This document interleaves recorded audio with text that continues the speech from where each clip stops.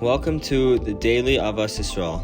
We're going to be reading from the book, the Beis HaLevi on Ahavas Yisrael. We're going to start with the overview. Loving your fellow, loving yourself. 1. In the waning years of the Tsarist Russia, the notorious Belarus trial shocked the Jewish world. A Jewish handyman, Mendel Belus, was falsely accused of murdering a Russian child to use his blood for baking matzah. It was a revival of the blood libels that most people thought were gone forever. It would be the catalyst to broadcast all the vicious anti-Semitic accusations that had endangered so many pogroms and persecutions in previous centuries.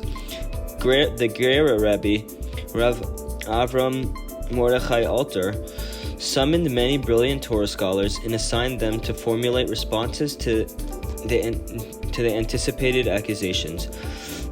To Rev Meir Shapiro, the Gera Rebbe assigned the Talmud's interpretation of the verse that says, "Of Israel, Adam Atem. You, the Jewish people, are considered an Adam, literally a human, in contradiction to an animal, meaning that Jews are held to a higher standard and should not act like beasts." The sages see a deeper lesson in the verse. They expound that Jews are regarded as Adam, but non-Jews are not. Obviously, this dictum is the grist for anti-Semites. If non-Jews are not Adam, that means that Jews regard non-Jews as subhuman, and that explains why, like Mendel Belus had no qualms in killing a subhuman child, Rav Shapiro was charged with formulating the correct response to such an accusation, which he did ingeniously. Rav Shapiro explained that the word Adam is in the singular and has no plural. It means that all Jews, wherever they are like organs of a single person, not separated, unrelated individuals.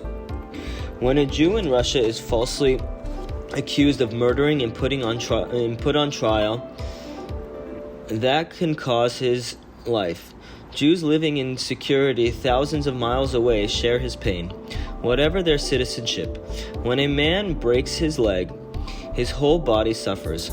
When Mendel Belus is threatened with death, every Jew stands in the dock with him.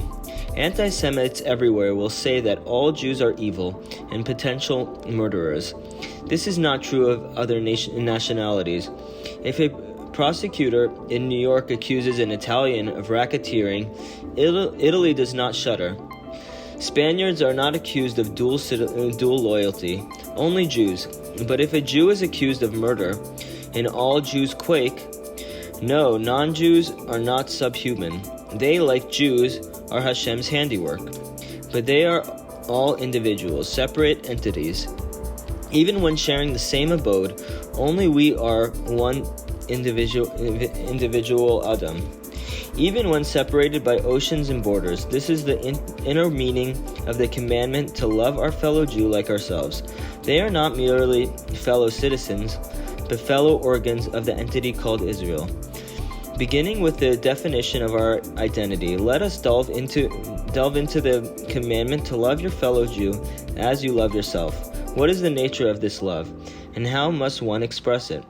How does one acquire it? Sin is not a private matter, contrary to prevalent insistence that what I do with my life is none of your business. Misdeeds have a corrosive effect on the others, and if they are persuasive enough, they harm society as a whole.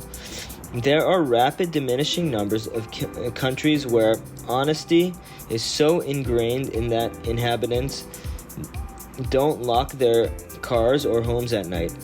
In those countries, the general society considers theft to be unacceptable and abhorrent.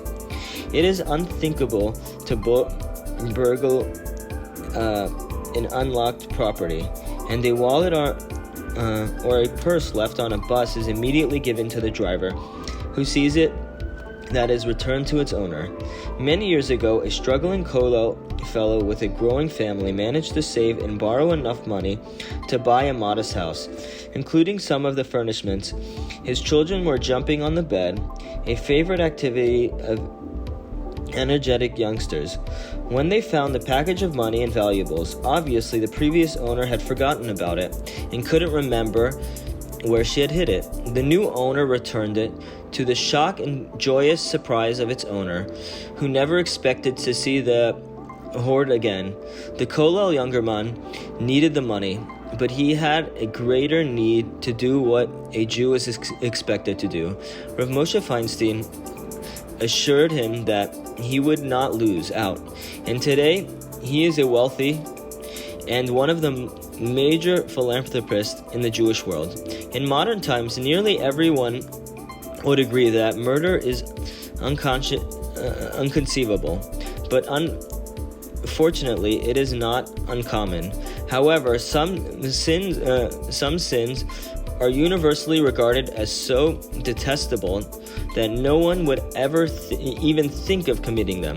For example, child sacrifice is unheard of today because there is universal agreement that it is beyond the pale, even though pagan societies in biblical times practice it. When society as a whole agrees that something is deplorable, it is not done.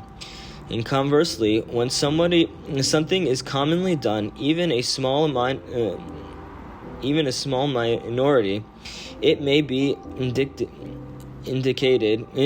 indication that the masses agree it is wrong, but are not sufficiently appalled by it. The Ibn Ezra uses this concept to explain the Torah commandment that one should not covet another person's wife or property. On the surface, this seems inexplicable. Isn't it normal for somebody to be jealous, to envy, to wish he had the best things in life? Isn't it normal for somebody with a gas-guzzling jalopy to wish he could have his neighbor's luxury car? That's all for today. We'll continue tomorrow. Thanks for tuning in.